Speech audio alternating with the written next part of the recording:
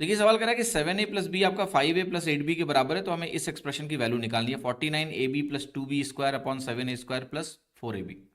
ठीक है, सबसे पहला काम तो हम ये करेंगे, देखिए कि इसको ए और बी का रेशियो यहां से निकल जाएगा, क्योंकि इक्वेशन देखो एक ही है।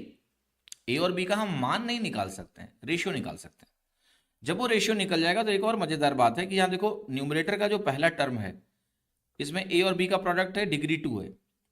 यहाँ 2b स्क्वायर है, वो भी b इंटू बी डिग्री 2 है। यहाँ 7a स्क्वायर है, डिग्री 2 है। a इंटू बी डिग्री 2 है।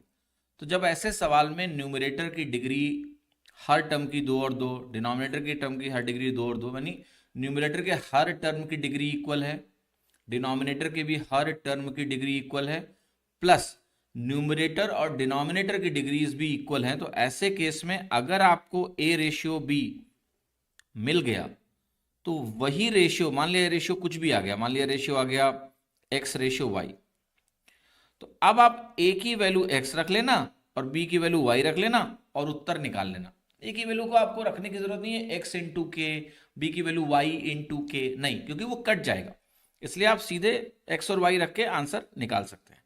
तो अब इस केस में पहले हम ये रेशियो b कैसे निकालेंगे। आप कहोगे यहाँ 7 में से 5 गया 2a बनेगा, 8 में से 1 गया 7b बनेगा, a रेशियो b की वैल्यू क्या हो गई 7 रेशियो 2। अब आप a को 7 रख दो और b को 2 रख दो, और ये काम तभी कर पाओगे 7 और 2 रख के जब डिग्रीज आपकी सेम हो तब। ठीक है, जैसे मैं इसको अभी सॉल्व करता हूं, तो ये बनेगा आपका 49 इंटू 7 इंटू 2 प्लस 2 इंटू 2 का स्क्वायर 4 डिवाइडेड बाई 7 इंटू 7 का स्क्वायर प्लस 4 इंटू 7 इंटू 2।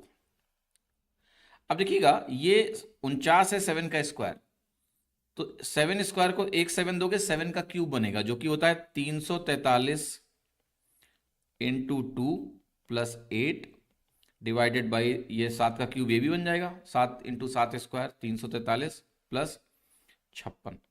निकाल लेते हैं ऊपर, 343 का डबल बनेगा 686, 8 जोड़ेंगे बनेगा 694। अब दिख रहा है आंसर सी है, क्योंकि न्यूमरेटर में 694 एक ही जगह आ रहा है, तो देर इज नो कन्फ्यूजन। क्योंकि 694 मान लिया कटेगा भी, आपको कुछ कट जाएगा सर तो आधा हो जाएगा, तो भी वो 399 नहीं बनेगा जो यहाँ लिखा है, इसलिए सी करेक्ट हो गया। बट खैर आप निकाल लो, अब तो पहुंच ही गए हो अंत तक, ये 399 के बराबर आ गया, आंसर हो गया मेरा C. C is the right answer in this case. अच्छा, इसी सवाल में मैं आपको एक छोटा सा होमवर्क दे रहा हूँ, और उस होमवर्क का आंसर प्लीज़ सभी लोग कमेंट करके मुझे बताइएगा कि क्या होगा।